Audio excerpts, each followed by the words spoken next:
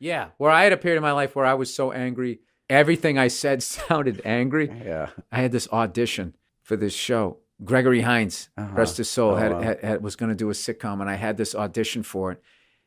And it was one of those things where they were really far behind. And right before I was going to go in, they went to lunch. Ugh. So then it was another half hour, and they ate or whatever. And you're just and they festering came in, and you're stewing. No, but I wasn't mad. I was nervous because I was going to producers, which used to scare the shit out of me back in the day. So I was like, fuck, blah, blah. Yeah. So I came in, I was like, Bill, and I knew I was introverted, and I knew I was angry. And I was like, you got to say something social. So they see you're a good guy, and maybe you can book this. And I came in there, but everything I said sounded angry. And I didn't know that. So I came walking in. They go, hey, they're like, Bill, how you doing? I'm like, great. How was lunch?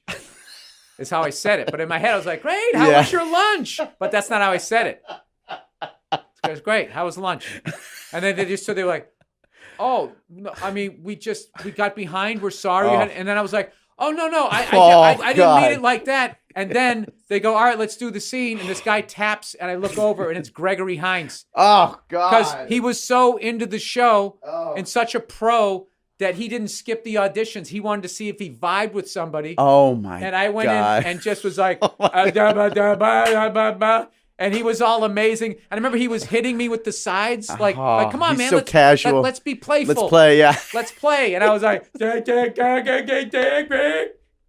that's the worst. And just drove home in my 88 Honda Accord, just like, fuck, window down, fuck. The thing is I had watched Gregory my whole life. Yeah. So just that one blip was just something that, like, it was more like those moments in life, I don't know why, come back to me when I'm in the shower. I don't know why, and I'll be in the shower, and then when I hear them, I try to shout them out of my brain. When I think of them, and I'll just be like washing out some, I just picture, hey, how was lunch? And I see Gregory Hines, and I just in the shower just really go like, that must be so funny to hear. And if my wife is close by, she's like, are you all right? You're right. It's like, oh no, I got a Charlie horse. I don't know why I don't just say. Are you thinking about Gregory Hines again? Yeah, I was thinking about this time I bombed an audition with Gregory Hines. It just, you know what's funny is it doesn't happen as much, but it comes from a place of self-hatred. Yeah. Where I hate myself for that. Where you told I having listened to your show for a while, you have, I think, gotten, a lot better about letting things go. And you've talked about that. You're really open about that. But you had a really funny thing happen to you when you went to see To Kill a Mockingbird.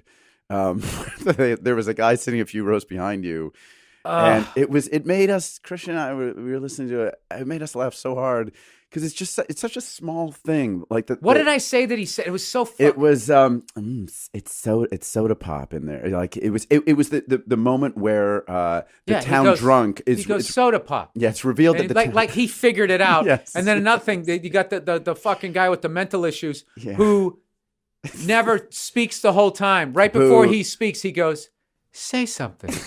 Yeah, that was like he was some miracle. He was like this fucking ghost whisperer of fucking people who haven't talked in a year. So Bill's watching To Kill a Mockingbird, and a guy a few rows behind. It's basically just like spoiling the show, and he's clearly read it or seen it and knew what was coming. And there's this running thing where, like, the town drunk, it's revealed that he actually is. It's also it's also a story that has been around longer than this guy's been alive. Right. And he's acting like it just came out, and he reads people so well.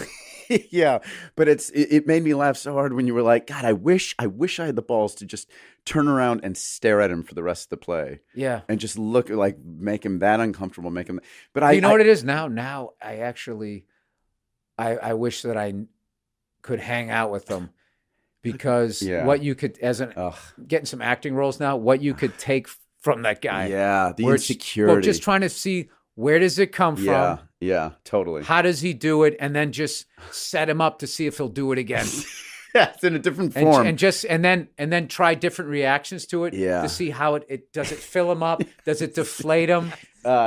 When people annoy you, when things like that happen, because I think that's one of the reasons I relate to your comedy and I love your show. How do you let go of things like that? I mean, I guess in the shower, but how long does it take for you to get over? I don't know what happened. Like, I was a really, angry, negative person, and I just sort of chipped away at it. I think when people watch my act, they probably think I still am, but I'm not. I can find the daylight. You know what I mean? I think that's just something, doing the road, how depressing it can be and lonely and everything. It's just like I had to like, okay, I can sit in this, or I can try and get something out of this day. Like, okay, I'm in fucking Denver. Like, what do people do here? And I started with sporting events. You know, outlets. You'd find outlets. Yeah, but just restaurants, or I'd find a rehearsal space where I could just jam on some drums for like an hour. Just something. And now Nia comes with you sometimes before. If you go to like when you went to Ireland, doesn't she? Yeah, if I go to a cool place, she's all about supporting me. She's not coming to Wichita. I just feel like you've been lonely lately, and I feel like Rome would be a good place for us to reconnect. No, she's no dummy. I remember, and it's not like she became this person. She was always that person, because I remember when I was dating her a long time ago, which New York is always so lonely when I'm not here with her, because it's just, even though they're tearing down everything, but I still know. I was in there. You know, there's a bar where I remember. Like our second date, I remember when I walked into the bar. She was sitting at the bar, and she had this white shirt on, this button-down shirt, and she looked radiant. And I remember, and of course, she took it to the dry cleaner and they lost it. It's like my favorite shirt that she had, because that was like the first time I was just like, you know, 'cause I already felt something. The second time, I'm like, who is this person? And every time I walk by that bar, I haven't even been in it. I won't go in it unless she's there, right? So like I walk by, and every time I walk by, I just picture her looking over her shoulder, smiling when I walked in. Still to this day. So that's cool. I don't even remember the question. That's cool. I'm so vividly remembering that. So that was your second date. I'm saying. But being in New York alone. So when I was with her, I remember early on I was doing. I had a New Year's date, and I was doing Kickers in Livonia, Michigan. It's a great gig. Yeah. But I was just like, hey, you want to hang with me New Year's? I got a gig. And she's like, where is it at? I go, Livonia, Michigan. She goes, Livonia, Michigan? And I go, yeah, you want to go? She goes, no. And I laughed. I go, what? She goes, I'm not leaving New York City. It's just like, Bill, I love you, and I would love to have a kiss at the countdown, but like, I'm not having Livonia, Michigan as my backdrop. And I was just like, I mean, I got to respect that. No, it's such an attractive quality, but just that honesty. Well, that's why it's so compelling listening to you guys talk on the podcast, because you're just so honest and you hold your ground.